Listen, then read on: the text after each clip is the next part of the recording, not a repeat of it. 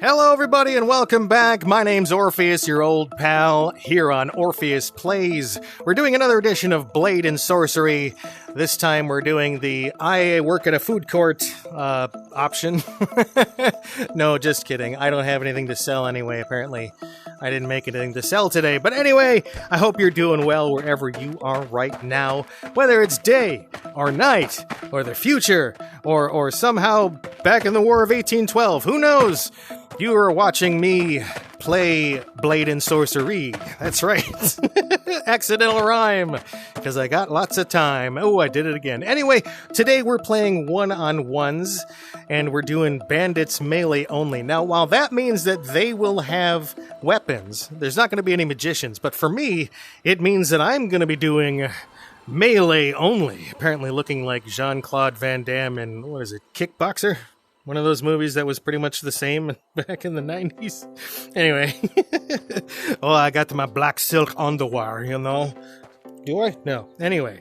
So we're going to be playing melee only, and we're going to kick this off one at a time. Beat them up, smash them down, throw them down. We'll call this the Brad again today. We're going to call this the Brad Pit. Yes. And I wonder, the subtitles are probably like, do I spell that capitalized, or is this a pit that he is named Brad? Anyway, you know, it's funny. I like to turn on subtitles for a lot of different videos on YouTube. And I turned them on a couple of times here for these videos that I do when I listen them back for editing. I'm like, wow, okay. Like, that's weird. Because I'll upload them first, and then I'll go ahead and, you know, watch them. The subtitles just freak me out. Anyway, we're going to do our first traditional slow motion kill of the day. Wait for him to take his strike. He does a little back strike, and then we punch him in the balls. Yes, that's right. See how he does. Are you dead? He's dead. Good night, sweet prince. So yeah, another day. Just enjoying things, enjoying life, enjoying everything in my quiet little apartment that nobody could see into. You know, we actually cover our windows with a foil bubble wrap kind of thing. It doesn't look terrible. It's like an insulation bubble wrap. What are you gonna do now, bro? Please, no. It's like an insulation bubble wrap, and then we have it painted over the color of the house. And it's funny, for so long, we've had it here, like, since we... Smash? Can I get you into the Brad? You're going in the Brad, sir. Bye!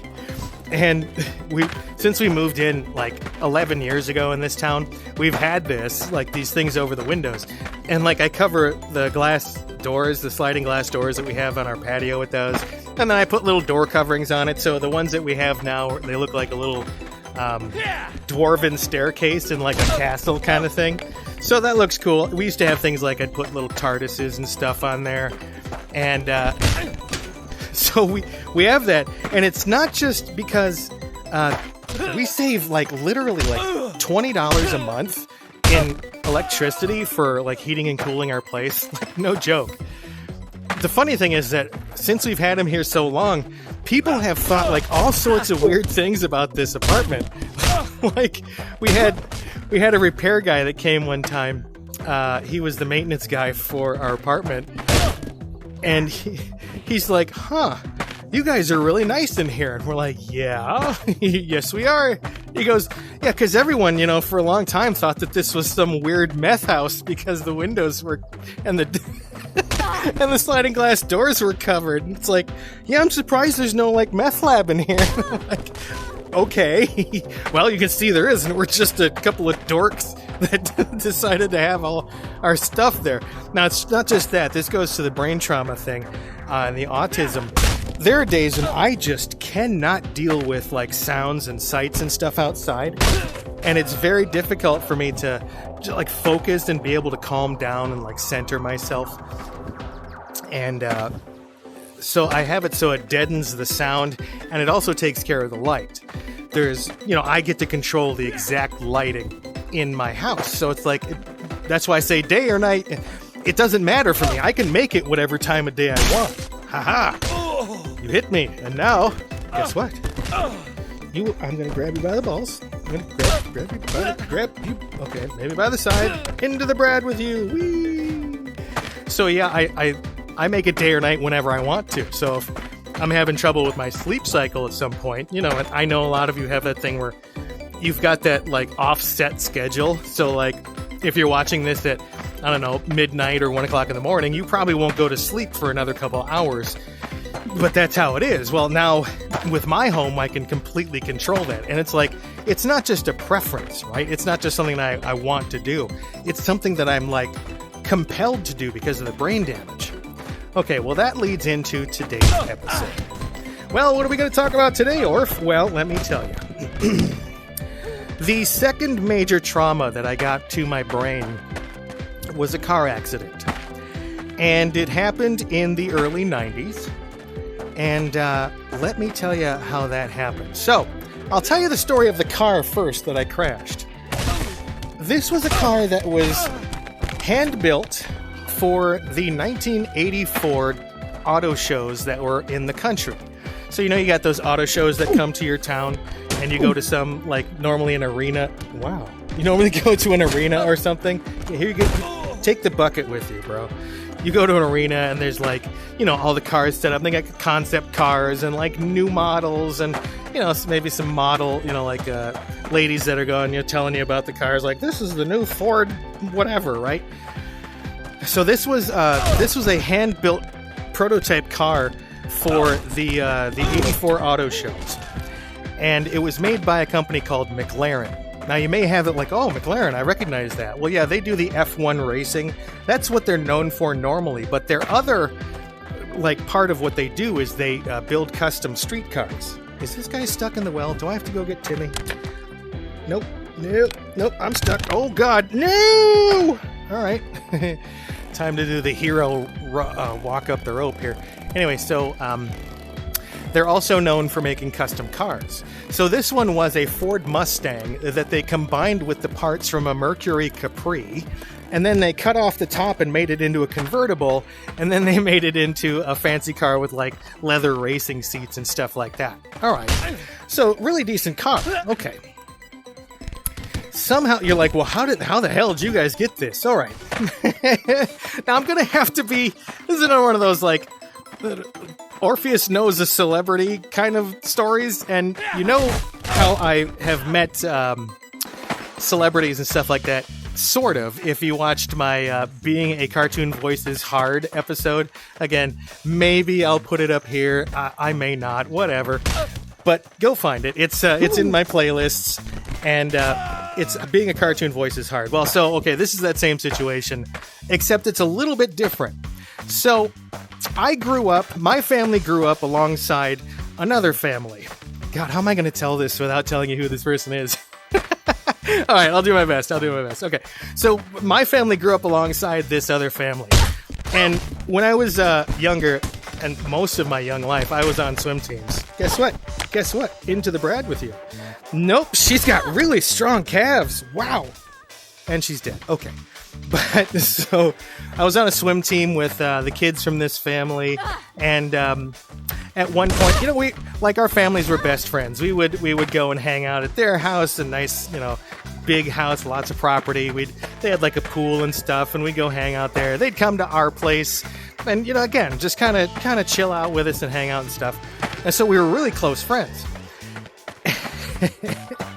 And then the son of their family, he turned into a big music star, and when I say big, I mean like big. Like I can't tell you. Damn, I want to tell you who this is. He's famous for music. His sister is famous. Well, yeah, she's famous. Yeah, she's famous for acting, right? And so I actually dated her for on and off through high school. And a little after high school for quite a while. Like we'd go on dates and stuff and hang out and go to her house and kind of just relax by the pool and stuff. And so how do I reference who this person is without getting too deep? Rap star. Let's just say big rap star.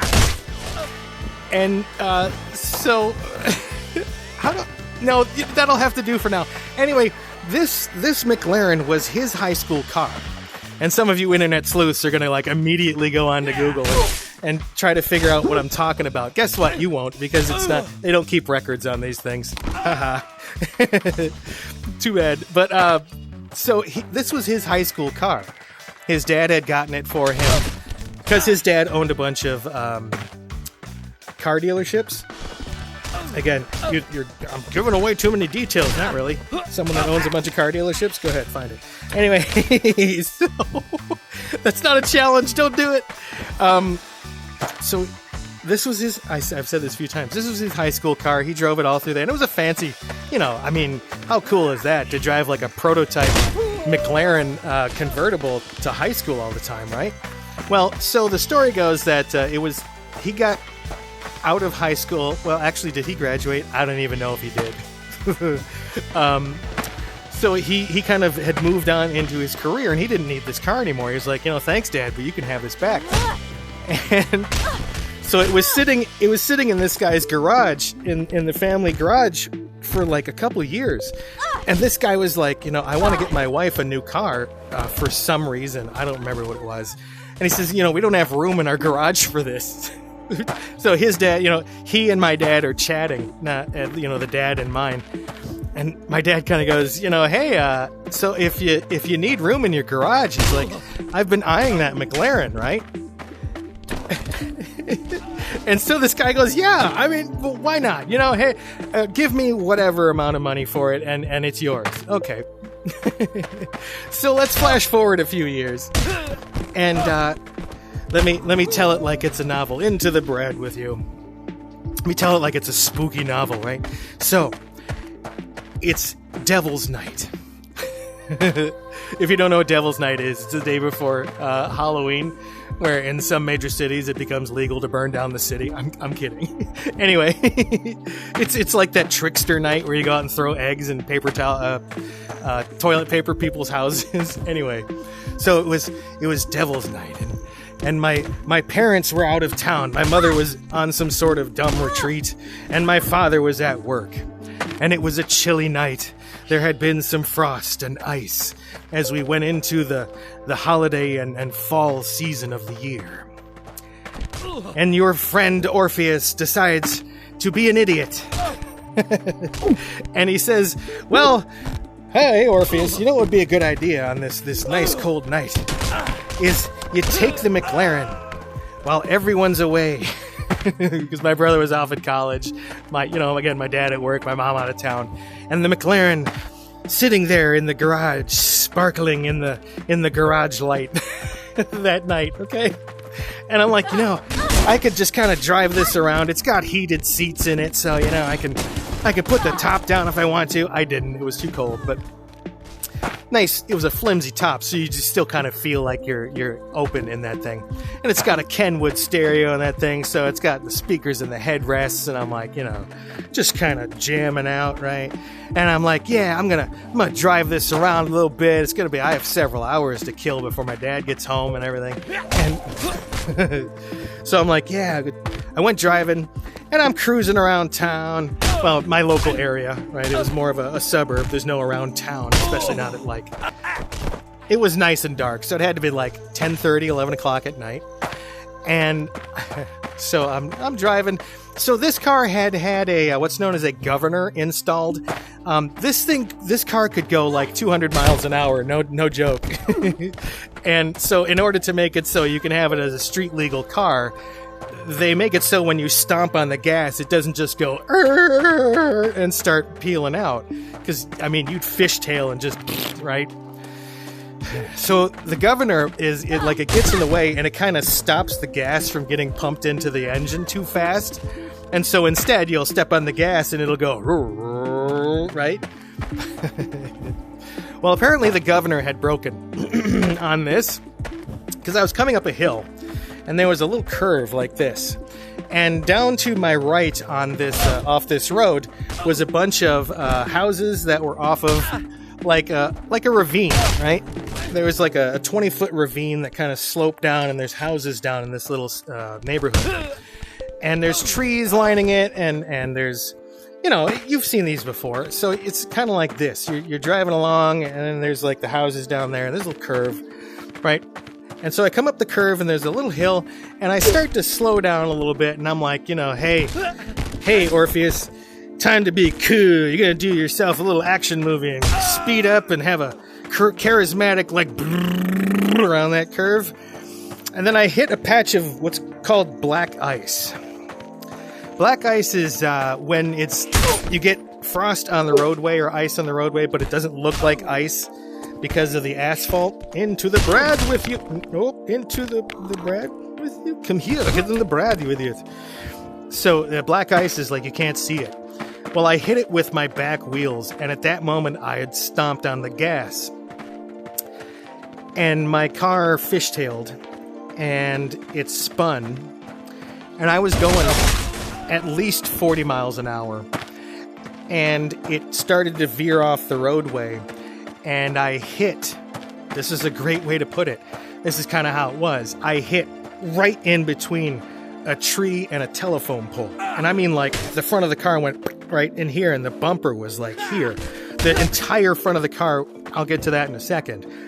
So, because this was a prototype car, and it like didn't have to adhere to any like safety standards, really, right? The seatbelt was defective, and so it didn't catch right away. And so I hit the tree and the telephone pole. Immediately, the car, goes to 0 miles an hour, and I went forward and up, and my head went into the windshield. And it was up at an angle because I hit kind of at an angle between the two. Taint punch into the... Oh, you know what? I am so sorry. I accidentally pulled that. Taint push into the Brad. Whoops. Crouching Tiger, hidden wrist blade. Assassin's Creed.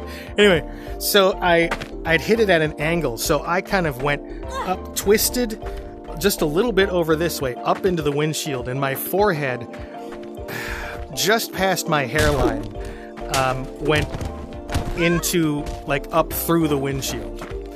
And then the seatbelt caught, and it caught me real quick, and I got pulled back down through the windshield at a slight left twist, and my spine impacted right onto my pelvic bone, right onto the base of my spine.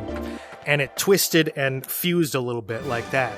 So now I have that started my scoliosis. It started to weaken my spine, and so I started getting a bend in my spine. So if I lift too much now over my head, it can like literally, my spine can do that. But, and I lost 3 inches in height since then, if that tells you how bad it is. I used to be 5'9", I'm now 5'6". Which, believe me, screws up your body mass index real bad at the doctors. They're like, sure, you were 3 inches taller. Like, no, seriously. So my hands went into the steering wheel and kind of crumpled them all up. My fingers are still twisted. If you look at them straight on, they're like twisted and like turned. Not so much that it looks like I have bad rheumatoid arthritis, but enough that if you look at it straight on, you can tell. Hot, hot, hot, hot. That's enough. Into the bread. And so you can tell if you look straight on, my fingers are twisted. My knees went up into the dashboard. My feet went up underneath into the wheel well and like got caught underneath the pedals. And immediately it was like, if you've ever been in a car wreck, suddenly everything happens, but it's in slow motion. And in professional sports, they call this getting into the flow, right? Everything slows down, and you feel every single millisecond. You can see it. I saw the tree and the telephone pole coming, and I saw it hit, and I saw myself go up into the windshield, and I felt it, and then I felt the seatbelt catch, and it was just, for just a second, that stillness, right? When the car wreck is over and there's just nothing. And especially because it was late at night, right? And like in the middle of an outskirts suburb, and just stillness. And then I start hearing the tick of the engine, like when it's cooling down, that tick, tick, tick, tick. And then I start hearing hissing and like like awful, like crumply kind of grinding noises, and I see steam starting to come out of the engine, just, and I'm like crumpled up against the steering wheel, and the seat had come forward and pushed me up a little bit against it, and I just took a second. And again, it's that thing where your body doesn't, your brain doesn't catch on what has just happened, right? I sat there just for a second, and I was like, did I just have a car wreck, right? And I kind of like, right? And I pushed the door open. I still don't realize what's going on, right? I'm just kind of like, oh, okay, well, I got into a little fender bender here. Everything's fine. Slow motion punch! And I get out and I look at the car, and the bumper is like popped beyond the tree and the telephone pole, and I look, and there's that 20-foot ravine, and like if I had been an inch or two to one side, I would have bounced off of that and like gone into the houses. And so I'm there and I look at it, and that bumper was, it sprung back into place. Body slam! Ha! And it popped back into place, and the car was smoking, but it was still running, but it was like real quiet. It was just like dum, dum, dum, dum, dum, dum, dum, dum. And my family had always told me, and folks, again, the statute of limitations is over on this, and we're all going to call this allegedly, right? I was always told that if you get into an accident or something like that, because most accidents you're going to get into are within a mile of your house normally, taint punch right in the gooch. And he said that my dad said, if you ever get into a wreck and you can, get home first, and then we'll call the cops. Well, you're like, well, that's a hit and run. Well, I mean, I was an idiot. Okay, so I was like, okay, Dad, yeah. It's the same advice that he gave at the same time as, like, if you get arrested, don't talk to him, that kind of thing. Because they figured it's always better to say you're sorry than to ask for permission, right? Okay. Rather be tried by 12 than buried by 6, okay? So, I got home. I managed to get home. I got a crowbar, and I popped off that front bumper, and I put it in the back of the car. I was hanging out the side, just sticking out the back. And I managed to limp that thing home. It was like, it sounded horrible the whole time. Like things were dragging and scraping on the ground. Ha! Ha! 1, 2. 1, 2 punch. 1, 2. 1. No? Okay. Things are scraping on the ground and like grinding inside, and smoke just billowing off of it as I'm driving. I think it took me like 10 minutes to get less than a mile because I was like just pushing this thing as hard as it would go. The RPMs were like up at like 4,000 as it's just kind of creeping its way down the street. Again, I have no idea how people didn't hear that. Guess what? The Brad is very popular and women love Brad Pitt. There you go. She's dead. Okay. And so I get it home, and the thing, like I get into the driveway and I turn the key off, and when that engine stopped, you know, like you could tell that car was like, my work here is done, right? And it just made that noise, and like the hissing just kind of went on, and I'm like, oh God, I haven't really taken account of what's going on yet. So I go inside. And there were a couple other cars at the house at that point. There was a dump truck. Don't ask. There was a dump truck at our house, and then there was a Corvette in the garage. If you watch my Scuffed My Pumas episode, it's the Corvette that my dad got to replace the one that was carjacked from us. Just shut up. Anyway. So there was the McLaren and the Corvette sitting there, and I took the McLaren. So there was no one else to call. My mom's out of town. I'm not going to call my brother. Like, what the hell, right? So I call my dad at work, and I'm like, hey, how you doing? You know, fine. What's going on? Everything okay? I said, I crashed the car. And he goes, oh, I mean, was it your car? You know, we can get it repaired. No problem. You okay? And I'm like, no. It wasn't my car. Oh, no. Put the wrist blade away, Orpheus. You're cheating.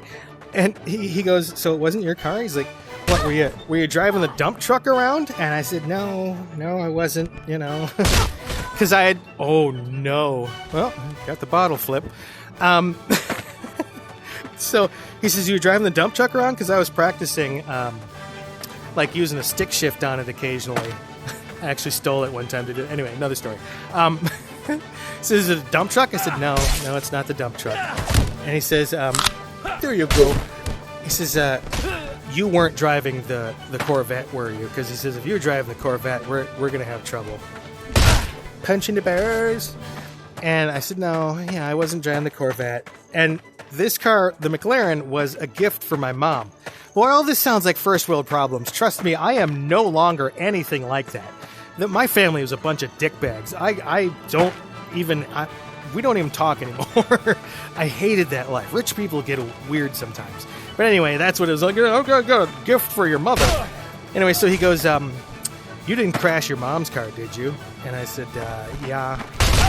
Yes, I did. And he says, great. Are you okay? I said, I think so. I hadn't gone to look at myself or anything yet. The first thing I did was pick up the phone and call. And he goes, so you're not injured? And I said, I don't know. I don't think so, because I managed to, get the car home and walk inside, right? I don't see anything that bad. And he says, good, because I'm going to come home and I'm going to kill you. And he hung up the phone. And I'm like, oh God, what the hell am I going to do? I'm screwed, right? Because my dad, when he says something like that, it's like, oh crap, I'm in trouble. And,